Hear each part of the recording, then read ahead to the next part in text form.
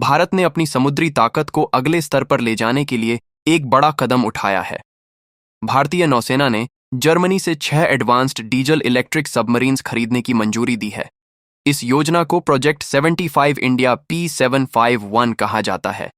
यह फैसला ऐसे समय पर लिया गया है जब भारत की पूरी तरह स्वदेशी प्रोजेक्ट 76 सबमरीन्स साल 2027 तक तैयार होंगी। रक्षा मंत्रालय ने हाल ही में थाइसनक्रुप मरीन सिस्टम्स और मज़ागॉन डॉक शिप बिल्डर्स लिमिटेड के साथ औपचारिक बातचीत शुरू करने की अनुमति दी है। लगभग 2,70,000 करोड़ रुपए का यह सौदा भारतीय नौसेना की तत्काल जरूरत और दीर्घकालिक आत्मनिर्भरता के बीच संतुलन का एक आदर्श उदाहरण है। भारतीय नौसेना के पास वर्तमान में केवल 16 परंपरागत सबमरीन्स हैं, जबकि स्वीकृत संख्या 24 है।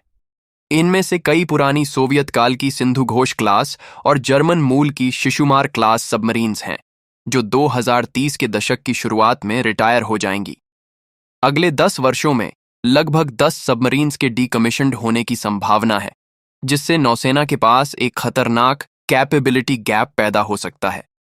यही वजह है कि P751 को एक आपातकालीन ब्रिजिंग सॉल्यूशन माना जा रहा है, ताकि नौसेना की ताकत में कोई कमी न आए।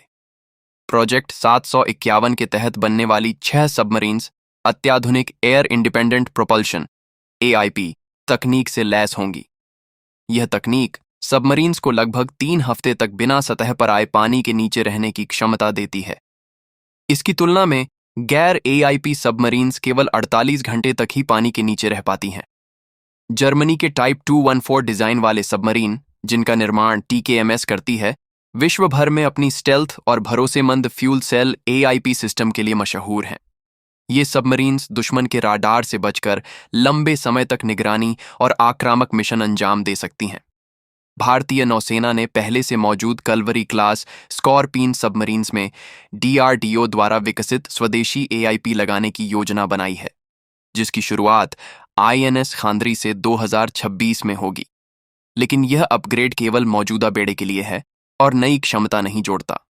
P751 के जरिए नौसेना अपने अंडरवाटर फ्लीट में एक बड़ा इजाफा कर पाएगी। दूसरी तरफ प्रोजेक्ट 76 भारत की अब तक की सबसे महत्वाकांक्षी सबमरीन परियोजना है। यह लगभग 4,000 टन वजन की पूरी तरह स्वदेशी पनडुब्बियां होंगी, जिनमें 80% से अधिक स्थानीय कंपोनेंट होंगे। इन सबमरीन्स में advanced AIP vertical launch system VLS से मिसाइल दागने की क्षमता और अत्याधुनिक सेंसर होंगे, जिन्हें भारत के अरिहंत क्लास परमाणु पनडुब्बी प्रोग्राम से हासिल अनुभव के आधार पर डिजाइन किया जाएगा। हालांकि इनका निर्माण 2027 में शुरू होगा और पहली सबमरीन 2034 में ही डिलीवर होगी। इतने लंबे समय तक इंतजार करना रणनीतिक दृष्टि से जोखिम भरा हो सकता है, क्योंकि चीन अपने टाइप 039A UN क्लास पनडुब्बियों का तेजी से उत्पादन कर रहा है। आर्थिक दृष्टि से देखें तो P751 project strategic partnership model के तहत बनाया जाएगा। इसमें 60% स्वदेशी सामग्री अनिवार्य होगी, जो प्रोजेक्ट 75 की तुलना में 2 गुना है। इस कॉन्ट्रैक्ट में जर्मनी से टेक्नोलॉजी ट्रांसफर भी शामिल होगा, जिससे भारत में AIP system, combat management system और प्रोपल्शन टेक्नोलॉजी का निर्माण किया जा सकेगा। यह भारत की रक्षा उत्पादन क्षमता को मजबूत करेगा और निजी उद्योग जैसे LT, भारत इलेक्ट्रॉनिक्स और अन्य MSMEs को भी योगदान का अवसर देगा। भूराजनीतिक दृष्टि से देखें तो यह सौदा भारत जर्मनी रक्षा सहयोग को नई ऊंचाइयों तक ले जाएगा।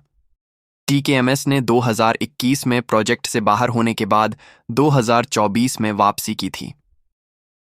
गवर्नमेंट टू गवर्नमेंट डील होने से मंजूरी की प्रक्रिया तेज होगी और भारत अपनी निर्भरता फ्रांस और रूस से कम कर पाएगा। ये कदम QUAD देशों के साथ भारत की सामरिक स्थिति को और मजबूत करेगा और हिंद महासागर क्षेत्र में चीन की बढ़ती मौजूदगी को संतुलित करने में मदद करेगा। कुछ विशेषज्ञ इस सौदे की लागत पर सवाल उठाते हैं। उनका कहना है कि लगभग 2,70,000 करोड़ रुपये की यह डील महंगी है और इससे पूरी तरह स्वदेशी P76 प्रोजेक्ट का बजट प्रभावित हो सकता है। लेकिन सौदे के समर्थक मानते हैं कि P751 केवल एक सौदा नहीं है, बल्कि यह भारत के लिए तकनीकी रूप से सीखने का एक अवसर है। जैसे प्रोजेक्ट 75 ने भारत को स्कॉर्पियन बनाने की क्षमता दी, वैसे ही P751 भारत को AIP आधारित सबमरीन्स के निर्माण में माहिर बना देगा। इससे भारत की पनडुब्बी निर्माण लाइन लगातार सक्रिय रहेगी और स्किल बेस सुरक्षित रहेगा।